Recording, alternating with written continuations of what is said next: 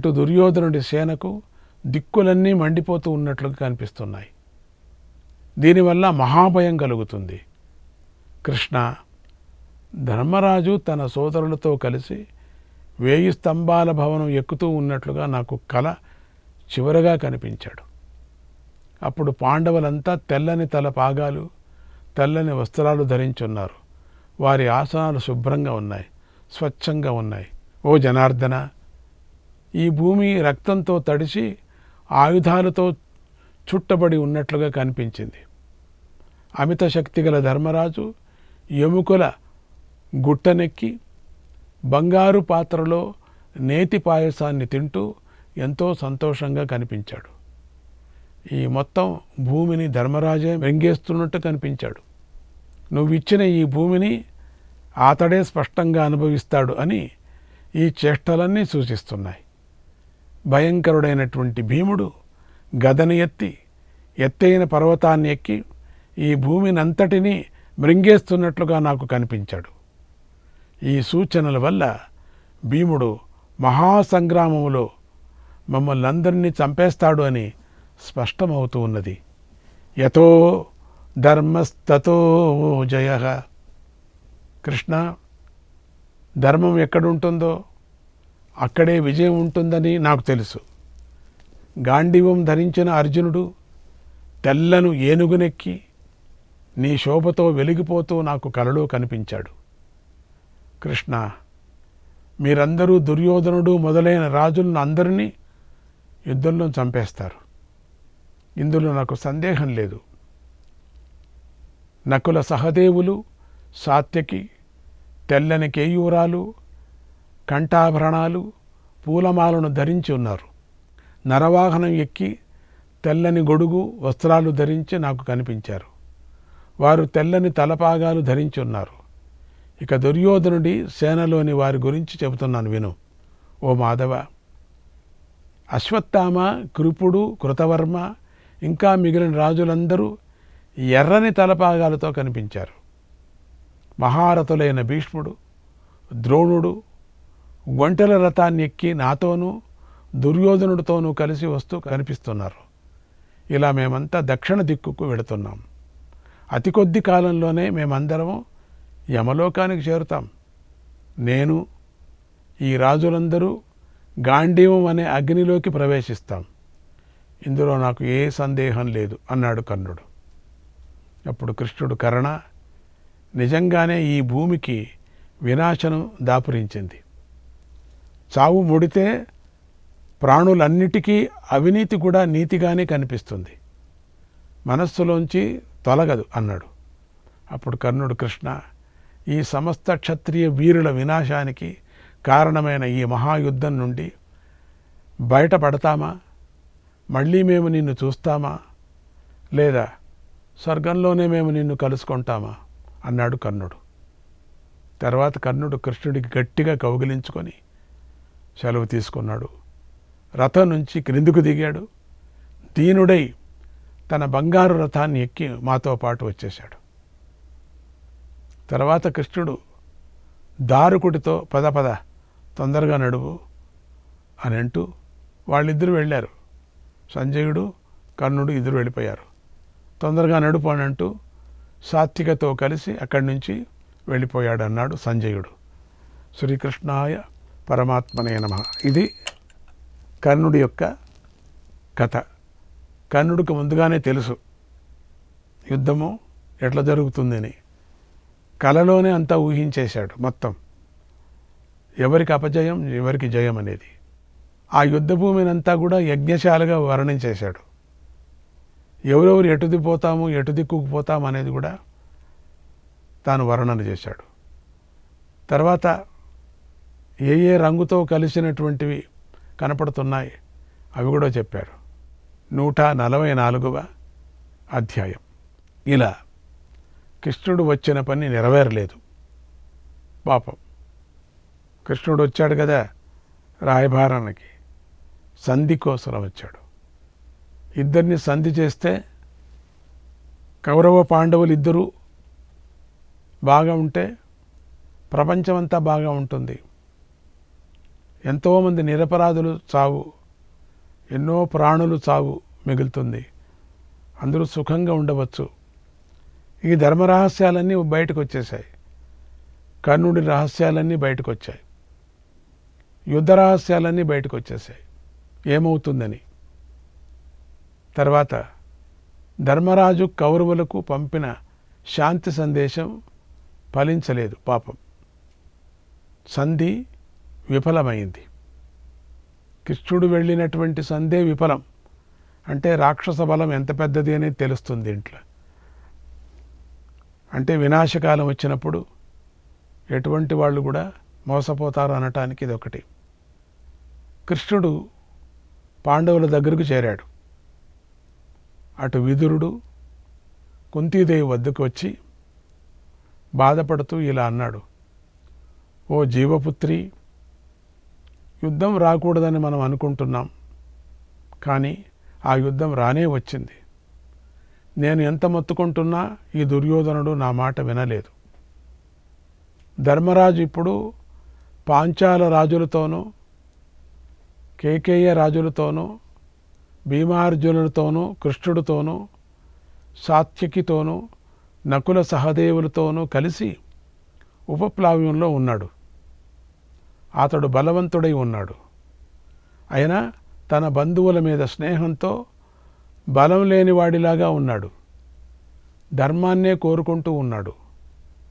ధృతరాష్ట్రుడు వృద్ధుడు. పుత్రమదంతో ఒళ్ళు తెలియకుండా ప్రవర్తిస్తున్నాడు.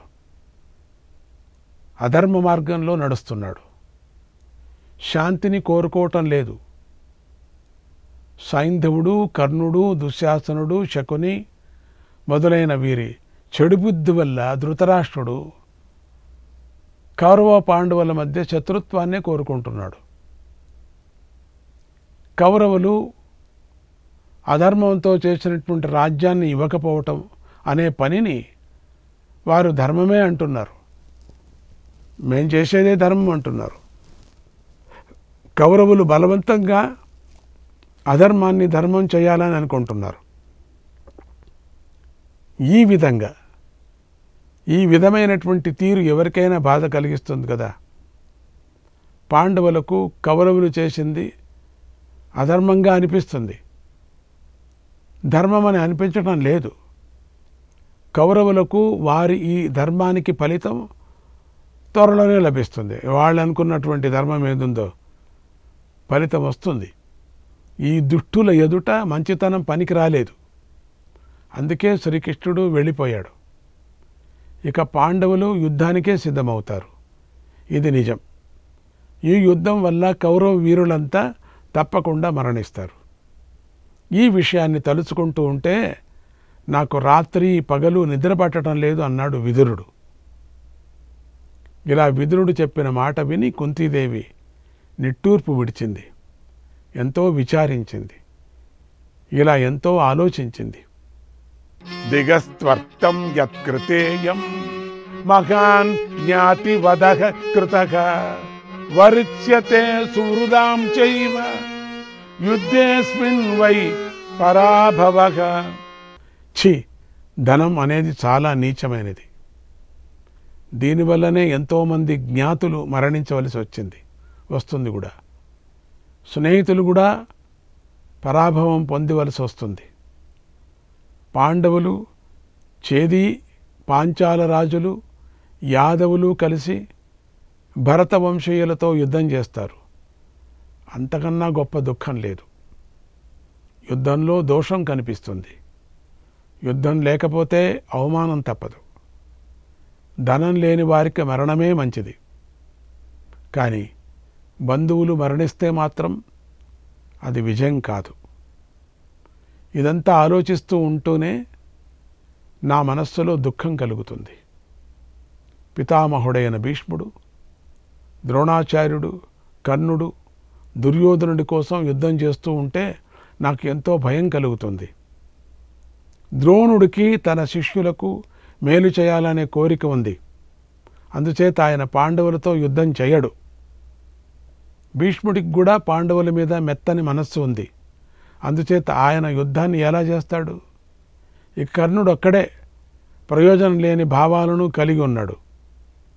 దుష్టుడైన దుర్యోధనుడి కోరిన ప్రకారంగా ఎప్పుడూ నడుచుకుంటూ ఉంటాడు. అంతేకాదు పాండవులను కూడా ద్వేషిస్తూ ఉంటాడు. పాండవులకు పెద్ద కష్టం కలగాలని పట్టుబట్టి ఉన్నాడు. కర్ణుడు బలవంతుడు. అదే ఇప్పుడు నా మనస్సును కాల్చివేస్తుంది. పాండవుల పట్ల కర్ణుడి మనస్సు శాంతించటానికి, జాలి కలిగి ఉండటానికి నేనే వెళ్ళి అతన్ని కలుస్తాను. పాండవుల జయం కోసం ప్రయత్నం చేస్తాను. పూర్వం నేను నా తండ్రి ఇంట్లో ఉండగా దూర్వాసుడనే మహర్షి నాకు దేవతలను ఆహ్వానించగల ఒక మంత్రాన్ని వరంగా ఇచ్చాడు. అప్పుడు నేను కుంతి భోజ రాజు యొక్క అంతఃపురంలో ఉంటూ అనేక విధాలుగా మనస్సులో ఆలోచిస్తూ ఉండేదాన్ని. నేను స్త్రీని కావటం వల్ల, చిన్నతనం వల్ల మంత్రాలకు బలం ఉందా లేదా, అసలు విప్రుడి మాటలకు బలం ఉందా లేదా అని నేను సందేహించాను. ఆ సమయంలో నన్ను నమ్మకం గల ఒక దాది రక్షిస్తూ ఉండేది. నా చుట్టూరా ఎంతోమంది చెలికెత్తులు ఉండేవారు.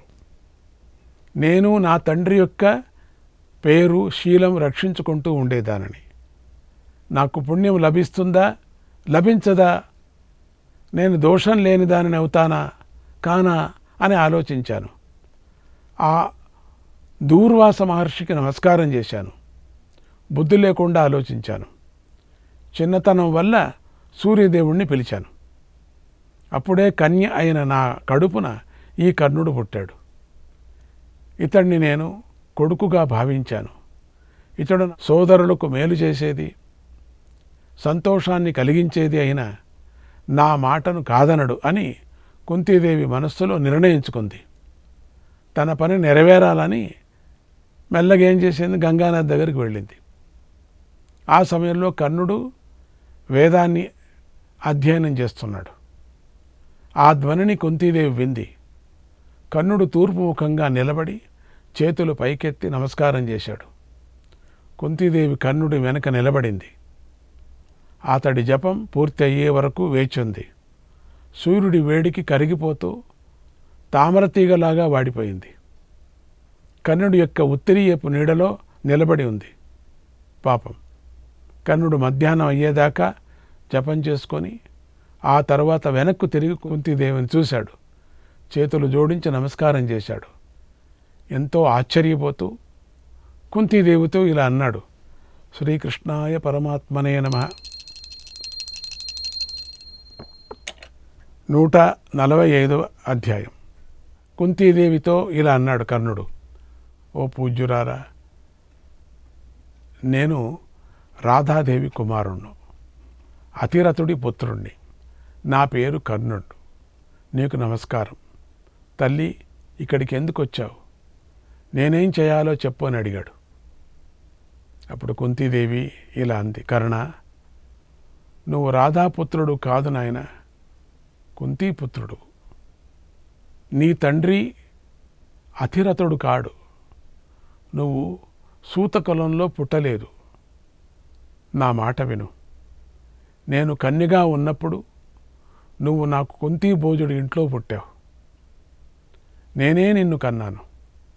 కనుక నువ్వు పృథా కుమారుడివే, వెలుగునిచ్చే సూర్యుడు. నిన్ను నా యందు కన్నాడు. నా పితృగృహంలో నువ్వు కుండలాలతోనూ కవచంతోనూ ఎంతో ప్రకాశిస్తూ నాకు పుట్టావు. అటువంటి నువ్వు నీ తమ్ముళ్ళను తెలుసుకోలేకపోతున్నావు. మోహంతో ధృతరాష్ట్ర కుమారులను సేవిస్తున్నావు. ఇది నువ్వు చేయకూడదు. ఏతద్ధర్మ ఫలం పుత్ర నరాణాం ధర్మ నిశ్చయే యత్తుష్యంత్యస్య పితరః మాతా చాప్యేక దర్శిని. కుమారా, ప్రాణాలను కొడుకు మీదే పెట్టుకున్న తల్లిని, తండ్రిని, ఇతరులను సంతోషపెట్టడమే పుత్రుడికి ధర్మమై ఉంది. పూర్వం అర్జునుడు ఎంతో సంపాదించాడు. దాన్ని ధృతరాష్ట్రపుత్రులు లోభంతో లాక్కొన్నారు. అది ధర్మరాజుకు సంబంధించినటువంటి సంపాదన చేసినటువంటి సంపద. దాన్ని నువ్వు అనుభవించు. స్నేహంతోనూ ప్రేమతోనూ నిండిన కర్ణార్జునుడు కలయికను ఈ రోజున కౌరవులు చూస్తారు. దుష్టులు దానిని చూసి కృంగిపోతారు, కృషించిపోతారు. మనస్సులు కలిగిన కర్ణార్జునులు ఇద్దరూ బలరామకృష్ణుల్లాగా ఉంటే ఇక ఈ లోకంలో మీకు సాధ్యం కానిది ఏదీ లేదు. యజ్ఞవేదిక మీద దేవతలతో కలిసినటువంటి బ్రహ్మదేవుడిలాగా 5 తమ్ముళ్లతో కలిసి నువ్వు శోభిస్తావు. కర్ణ, నువ్వు మంచి గుణాలు గలవాడు, పెద్దవాడు. ఉత్తమమైన బంధువులతో నీకు సూతపుత్రుడు అనే పేరు రాకూడదు. నీకు పృథా కుమారుడు అనే పేరే రావాలి. ఆ పేరే ప్రసిద్ధం కావాలి. అంది కుంతీదేవి. శ్రీకృష్ణాయ పరమాత్మనే నమః. 146వ అధ్యాయం. ఈ అధ్యాయంలో కుంతీదేవి కర్ణునితో రహస్యాన్ని చెప్పింది. ఈ సంభాషణ ఇప్పుడు మనం చూస్తాం. ఇంతవరకు మనం కృష్ణుడు కర్ణుడు సంభాషణ విన్నాం. అంటే కర్ణుడికి అంతా తెలుసు, అయినప్పటికీ ఏమీ చేయలేకపోయాడు. ఈ యుద్ధం ఎవరు గెలుస్తారు ఎవరు ఓడిపోతారు అనేది కూడా తెలుసు. అది మహావిష్ణువుతో చెప్తూ కొనాలు ఒక మాట అంటాం, స్వర్గంలో కలుసుకుందాం అని దిగుతాడు రథాన్ని. తర్వాత నేరుగా ఈ కుంతీదేవి కర్ణుడి దగ్గరికి వెళ్ళటం జరుగుతుంది. కర్ణుడికి జన్మరహస్యాన్ని చెప్పి మాట్లాడుతూ ఉండగా ఆకాశం నుంచి సూర్యుడు పలికిన మాట ఇలా వినిపించింది. ఆ మాట జవదాటరానిది, ప్రేమతో నిండి ఉంది, వాత్సల్యంతో ఉంది. ఓ కర్ణ, కుంతీదేవి చెప్పింది నిజం. నీ తల్లి మాట ఆచరించు. అలా ఆచరిస్తే నీకు సకల శుభాలు కలుగుతాయి అని సూర్యుడు అన్నాడు. కుంతీదేవి చెప్పిందంతా, నీ తల్లి చెప్పిందంతా నిజమే.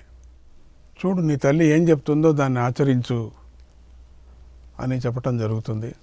ఇలా తల్లి చెప్పినా, స్వయంగా సూర్యుడు చెప్పినా కర్ణుడి యొక్క మనస్సు చలించలేదు. ఇంకా పరమాత్ముడు చెప్పినప్పుడేం చలించలేదు. ఇంకా సూర్యుడు చెప్తే ఎట్లా చలిస్తాడు? న్యాయంగా తల్లి చెప్తే చలించాలా?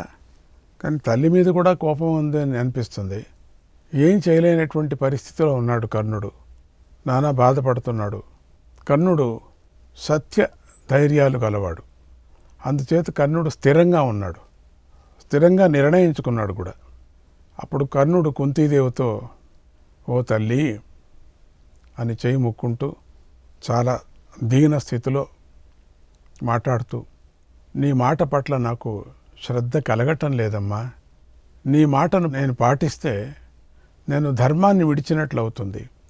నా విషయంలో నువ్వు చేసినటువంటి పాపము అతి ఘోరమైనది.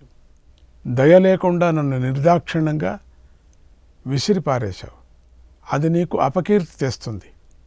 నేను క్షత్రియుడిగా పుడితే క్షత్రియ సంస్కారం నాకు లభించిందే? లేదు కదా, లభించలేదు కదా. నువ్వు చేసిన ఈ పాపం నాకు ఏ శత్రువు చెయ్యడు. ఎంత పాపం చేశావు! అన్యాయంగా శిశువును పారేశావు, నదిలో పారేశావు.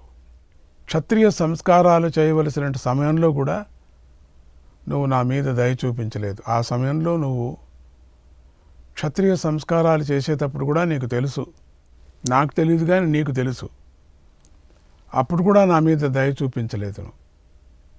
అప్పుడు కూడా నువ్వు చెప్పలేదు. హీన సంస్కారాలు పొందిన తర్వాత ఇప్పుడు నన్ను నువ్వు ప్రేరేపిస్తున్నావు. నేను క్షత్రియ సంస్కారాలు పొందే సమయంలో నన్ను జ్ఞాపకం చేసి ఉంటే బాగుండు. ఇప్పుడు నేను హీన సంస్కారాలు పొందాను మొత్తం. శ్రీకృష్ణాయ పరమాత్మనే నమః.